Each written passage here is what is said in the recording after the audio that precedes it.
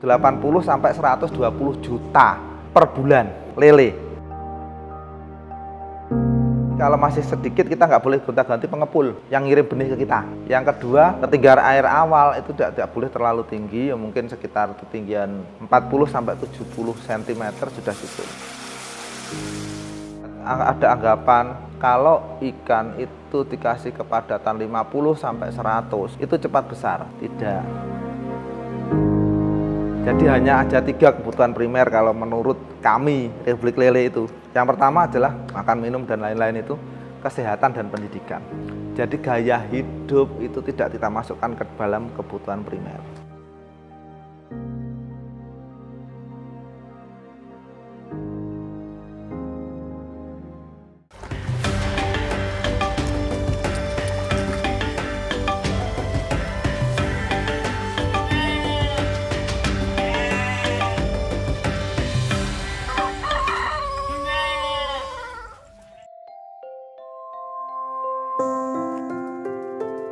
Assalamualaikum warahmatullahi wabarakatuh.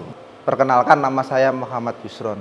Kebetulan saya Presiden Republik Lele dari tahun 2010 sampai hari ini. Lokasi Republik Lele itu berada di Desa Tulungrejo, Kecamatan Pare, Kabupaten Kediri. Jadi kami itu perusahaan keluarga yang awalnya berdiri dari tahun 1985.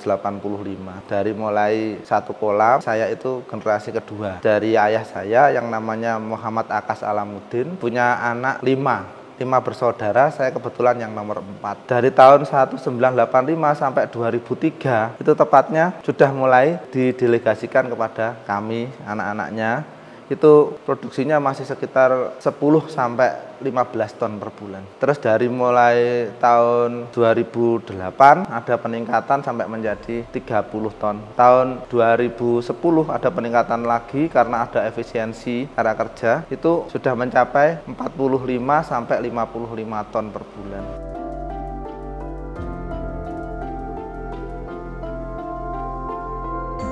Kalau mengenai cerita sedikit dari tahun 1982 sampai 88 itu belum ada pabrikan pakan yang fokus untuk bikin pakan lele dengan cara mungkin di floating atau mungkin mengambang seperti yang hari ini sudah terjadi. Kita masih pakai pakan ayam, tetapi keuntungan pada waktu itu dulu itu pernah ada kejadian yang sangat sering diceritakan oleh ayah saya, bagaimana kita memproduksi ikan lele itu dalam waktu lama budidaya itu 6 bulan. Tetapi sekali kita beli benihnya dan kita kasih pakannya, kita jual ke pasar itu, keuntungan yang kita dapatkan itu langsung bisa menutupi modal awal yang kita support ke situ, atau modal awal yang biaya bikin kolam sampai pakan dan benih itu sudah tercover semua hanya dengan 1 sampai 1,5 kali panen.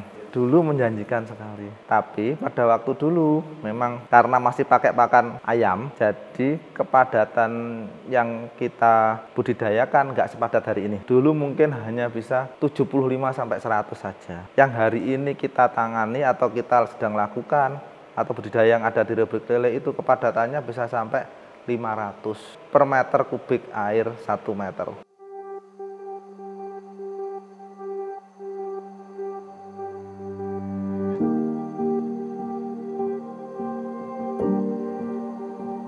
Itu mulai saya lulus SMA, itu sudah Bapak kan sangat anti dengan yang namanya kalau tidak dalam kondisi darurat, kita tidak berhutang dengan siapapun, baik itu bank ataupun non perbankan. Jadi kita dikasih kolam saja, kolam itu masih kosong dan kolam itu juga ada nilainya. Saya bikin kolam dulu sekian seperti itu.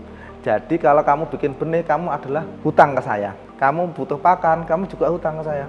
Kalau kamu nanti panen dan bisa jual, hasil daripada jualan itu nanti hanya labanya yang tak kasihkan kamu, tapi itu pun hanya 50%. Yang 50% nanti buat tabunganmu apabila kamu nanti merugi di siklus selanjutnya. Jadi mulai awal memang sudah ditanamkan seperti itu dari 2003 tepatnya saya mulai kuliah semester 1 itu sudah menanganin lele dengan cara seperti itu. Kamu pengen jualan ya dijual sendiri lelenya di pasar. Jadi saya juga jualan sendiri, ngecer sedikit. Cuma hanya untuk belajar saja. Intinya kita tahu bagaimana sih cara distribusi dari mulai retail yang terkecil sampai nanti partai atau banyak. Tidak ada utang sama sekali sampai sekarang. Kalaupun dalam kondisi sangat darurat kita pernah berhutang, tapi memang kondisinya itu kita itu di tahun 98 karena krismon yang luar biasa itu, inflasi yang hiperinflasi itu, sama 2009. Itu pun sesegera mungkin akan kita lunasi meskipun belum jatuh tempo. Artinya kita punya pedoman, untung jadi modal, modal jadi untung. Jadi menunggu untuk pengembangan itu setelah keuntungan yang kita dapatkan dari pekerjaan sebelumnya. Jadi awalnya kan modal kita kerjakan menjadi untung. Lah untung itulah yang akan menjadi modal untuk pengembangan. Artinya apabila kita punya keuntungan itu 10, sebenarnya yang kita makan itu hanya boleh 2 atau maksimal 3 saja. Yang untuk pengembangan itu bisa 2 atau 3 saja. Yang 4 itu adalah yang namanya saving atau untuk cadangan di saat kondisi darurat. Jadi kami memang di sini selalu ada pengembangan sedikit-sedikit tapi memang dari keuntungan. Terus yang kedua, memiliki prinsip yang seperti orang Jawa bilang itu tatak, titis, tutuk, dan tuntas. Jadi apa yang akan kita kerjakan kita harus tatak dulu. Artinya kita berani untuk fokus. Titis dengan kita itu fokus, akhirnya kita sekali kita lempar kita akan sampai kepada target yang kita dapatkan. Tatak, titis, setelah itu tutuk. Artinya tutuk apa? Kita bisa ngasih sedikit, ya mungkin ada orang kesini untuk belajar bersama dengan kita. Itu kita bisa sharing ilmu dan lain-lain. Yang lebih penting lagi, tutuk itu sendiri kita bisa nutukkan atau kita bisa selesai dengan generasi selanjutnya. Setelah itu bagaimana? Setelah itu tuntas, artinya kita tahu kalau kehidupan itu tidak hanya di dunia saja. Artinya kita tidak hanya mengharapkan mungkin Fatihah yang terucap dari banyak orang melalui doa dari banyak orang, tetapi kita juga bisa dari amal soleh kita itu bisa menuntaskan nanti kita bisa mendapatkan Fatihah dari amal soleh atau yang sudah kita kerjakan sebagai usaha yang baik ini.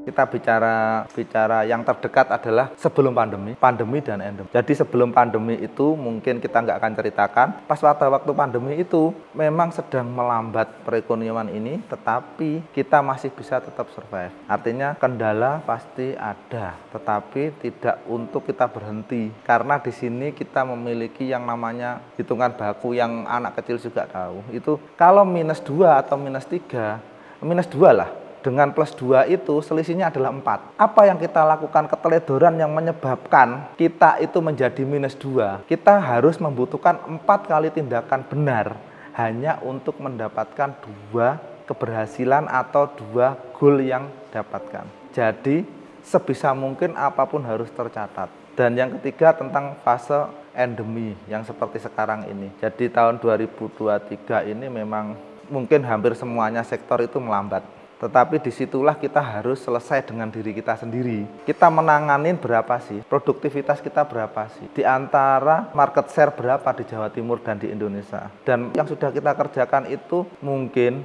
hanya 50% dari power kita, 70% dari power kita, atau malah overpower sampai 150%. Jadi intinya kita tetap di saat kendala pun ya kita dapat pedagang yang mungkin nggak bayar, atau mungkin ada benih yang kita masukkan mati seperti itu. Kalau menurut saya itu bukan kendala, tapi rutinitas yang harus kita jalankan karena memang peran yang kita pilih adalah pembudidaya. Kalau kendala yang sangat berat untuk dihadapi itu di fase dimana sebelum 2017, dari mulai 2010 sampai 2017, dari mulai pengadaan benih sampai penimbangan, sampai pencatatan, dan sampai laporan laba rugi itu saya catat sendiri, ternyata itu tidak efisien. Banyak sekali uang yang hilang atau mungkin nota yang tidak terbayar seperti itu, dan banyak sekali waktu setiap hari yang harus kita bekerja per hari bisa sampai 18 jam atau mungkin 17 jam seperti itu. Baru setelah tertata 2018 ini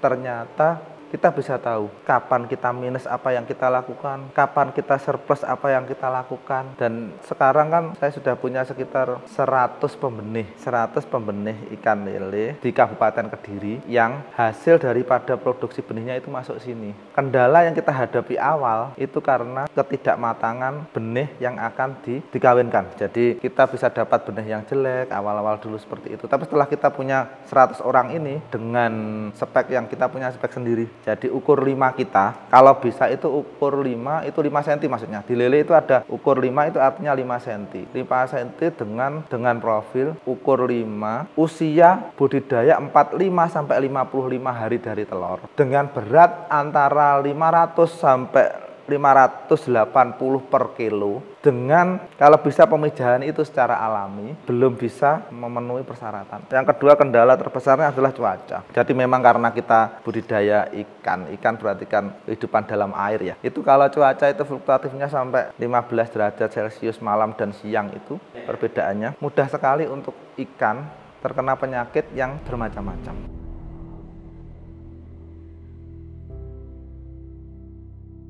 Jadi kalau untuk teknis, untuk Republik Lele sendiri, ini untuk kepadatan ikannya, untuk tebar, itu benihnya itu, kalau untuk ukur 5 itu 400 sampai 500 ekor per meter persegi. Jadi setelah itu kita harus mencatat berapa sih estimasi panennya dan pasar yang akan kita tuju. Kalau seandainya pasar yang akan kita tuju itu Surabaya. Surabaya itu ukuran favoritnya itu 8 sampai 14. Berarti 8 itu ditambah dengan 14 ketemunya adalah 22. Dibagi dengan 2 ketemunya adalah 12. Maka ada SR 90%, maka kita estimasikan mati 2 ekor. Maka untuk pasar Surabaya per 14.000 ketemunya 1 ton. Berarti kita menyiapkan 14.000 untuk produksi 1 ton ikan. Yang kedua, kita sama sekali nggak pakai bahan kimia dan tidak pakai probiotik. Kita pakai sirkulasi air yang teratur. Sirkulasi kita biasanya dimulai pagi itu jam 8 lah sampai nanti jam 1,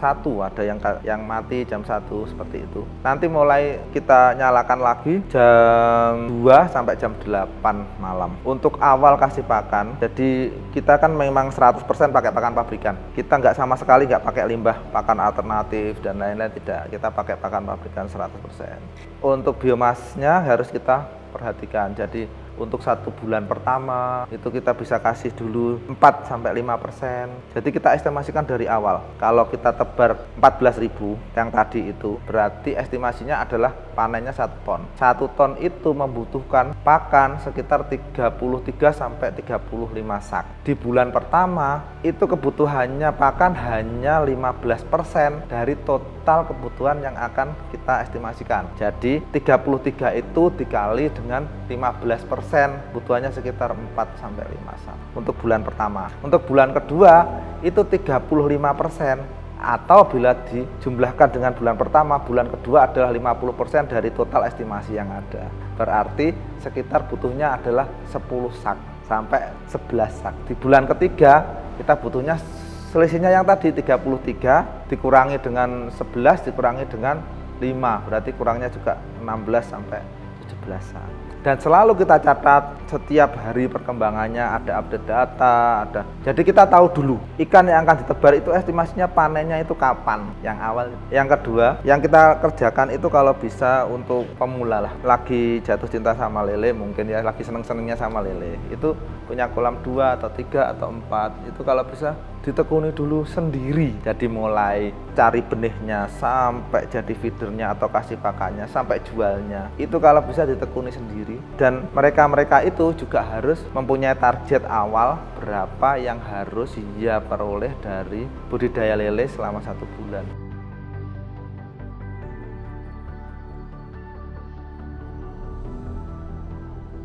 Yang paling penting tidak boleh miss adalah asal benih. Kita kan berada di sentral benih terbesar seluruh Indonesia, di Kabupaten Kediri. Perlu diketahui Kabupaten Kediri itu kan menghasilkan 80 sampai 120 juta per bulan lele.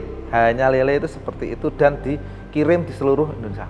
Yang awal adalah asal benih, kita harus tahu dulu. Kita nggak boleh gonta-ganti, kalau masih sedikit kita nggak boleh gonta-ganti pengepul yang ngirim benih ke kita. Yang kedua, ketinggian air. Ketinggian air awal itu tidak boleh terlalu tinggi, ya mungkin sekitar ketinggian 40 sampai 70 cm sudah cukup. Ya, manfaatnya kalau terlalu tinggi, nanti ikan ini akan rucah. Ada anggapan kalau ikan itu dikasih kepadatan 50 sampai 100 itu cepat besar. Tidak. Tapi ikan kalau dalam kepadatan segitu, kalau volume airnya itu terlalu banyak, maka ikan itu akan menjadi tidak seragam. Nah, faktor yang utama yang lebih pokok lagi daripada semuanya itu adalah pemasaran. Jadi kalau trik-trik pemasaran itu kalau kita masih punya kolam 5 sampai 10, kitalah yang harus menyesuaikan pasar yang ada. Untuk bikin kolam awal, seandainya kita berada di Kecamatan Pare. Kecamatan Pare itu kan kecamatan besar di Kabupaten Kediri. Punya pasar Pare itu per hari bisa habis 6 sampai 1,2 ton, 6 kental sampai 1,2 ton. Rata-rata pengecernya itu menghabiskan 50 sampai 1 kental. Berarti kita bikin kolamnya itu nggak usah terlalu besar. Kita hitung dari, kita pengen panen 1 hari 3 kental saja, berarti berapa sih kolam yang akan kita butuhkan. Kalau secara teknis bagi pemula kan gini aja. Lele itu kan makanan, bukan makanan pokok, tapi subsidiar daripada daging. Subsidiar kedua malah daripada daging. Yang pertama itu kan daging sapi. Yang kedua itu yang jelas adalah ayam dan telur. Berarti ada rasio di situ. Ada rasio 1 banding 7 sampai 8. Berarti kita bisa mapping pasar di situ. Kita hitung aja. Kita bicara Kabupaten Kediri. Kabupaten Kediri itu penduduknya kan 1,9 juta. 1,9 juta kita hitung rata-rata untuk makan lele 1 orang dalam waktu 30 hari sekali. Makan lele 1 ekor. Berarti Kabupaten Kediri saja bisa menyerap 6 sampai 8 ton per bulan. Itu baru 1 orang makan lele 1 ekor dalam waktu 30 hari. Jadi pencatatan yang harus kita lakukan adalah HPP. Ada modal yang namanya modal tetap. Modal tetap itu bisa kita susutkan dalam waktu lebih dari 20 tahun. Kolam, tanah, dan lain-lain itu. Kita catat, kita bagi dengan 20 tahun. Terus yang kedua adalah pembikinan kolam. Yang ketiga, benih. Yang keempat adalah pakan. Yang kelima, itu adalah karyawan atau mungkin kita sendiri yang kasih feeder atau kasih makan ke ikannya. Jadi kalau di lele itu kan item pembentuk HPP itu terbesar. Jadi modal tetap dulu. Setelah modal tetap ada modal lancar. Modal lancar itu modal yang ditransaksikan. Itu item pembentuk modal lancar itu 85% dari pakan. Jadi itu dari 7 sampai 10% itu dari benih. 2 sampai 3% itu adalah penyusutan dan lain-lain. Jadi kita masih punya spare keuntungan antara 8 sampai 11% tergantung naik turunnya harga ikan pada waktu. Kalau saya itu memang karena ada pencatatan yang baik tadi, kita harus efisiensi. Jadi dengan 1 karyawan itu bisa menangani 40 sampai 45 kolam. Dia kasih pakan pagi dan sore, dan 1 anak itu produktivitasnya bisa mencapai 10 sampai 14 ton per bulan. Jadi di situ bukan kita yang menentukan dia kita gaji berapa, tapi yang menentukan adalah dia sendiri dengan produktivitas dia. Jadi kita cuma butuh karyawan kurang dari 30 orang.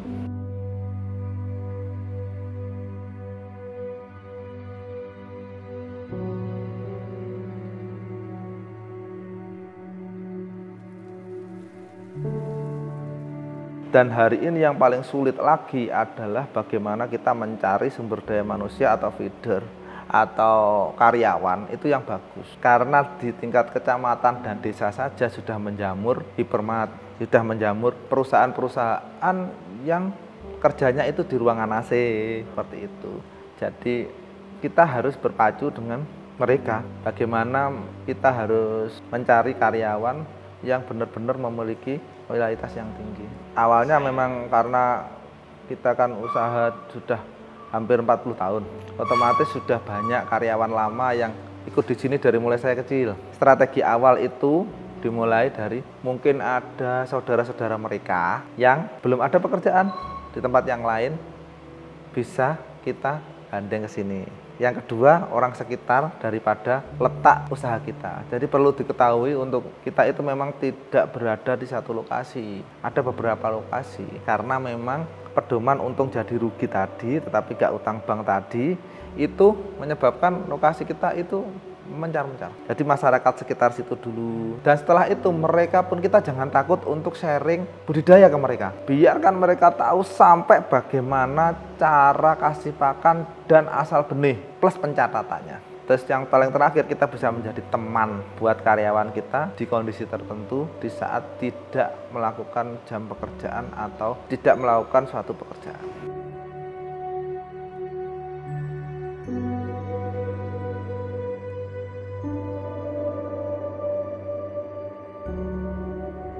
Dan semua yang kita lakukan itu tertulis, tercatat, dan terlaporkan kepada bagian-bagian tertentu. Meskipun saya presidennya Republik Lele, yang bagian admin itu adalah kakak saya kandung. Dia juga laporan sama saya pun juga tahu apa yang mereka kerjakan. Yang kakak saya yang kedua juga seperti itu, produktivitasnya itu juga saya mengetahui berapa jumlahnya dan kapan akan dipanen dan pakai pakan apa, semuanya itu dalam satu data. Kalau Bapak itu sederhana gini, jadi apapun penilaian orang lain tentang diri kita, sebenarnya yang kita nilai bukan apa yang kentara untuk kita bawa. Jadi kita seandainya pakai mobil bagus atau pakaian yang bagus, bukan itu, tetapi kamu sedang dengan siapa dan mengerjakan apa.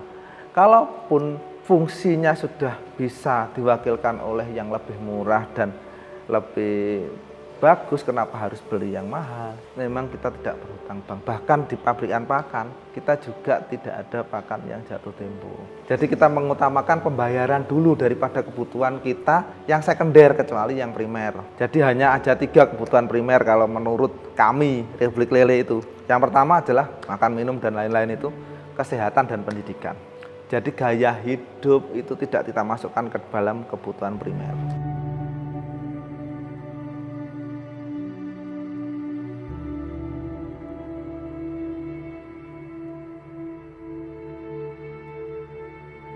Jadi fokus dengan apa yang akan kita kerjakan aja. Jadi ternyata kan kalau panca indera kita kan ada 5, itu semuanya punya makanan. Dan kita harus fokus apa yang kita lihat. Dengan kita fokus dengan yang kita lihat, kita kan bisa memikirkan apa yang akan kita kerjakan. Mendengarkan apa yang kita dengarkan, kita bisa memikirkan apa yang kita kerjakan. Terus kalau boleh ditambah, kalau kita ingin membantu orang lain, kita tidak perlu bantuan dari orang yang kita bantu tadi, berharap bantuan dari orang itu. Tetapi sebenarnya yang membantu itu adalah bukan orang yang kita bantu, tetapi mungkin keadaan dan lain-lain. Saya Yusron, Presiden Republik Lele. Terima kasih. Assalamualaikum warahmatullahi wabarakatuh.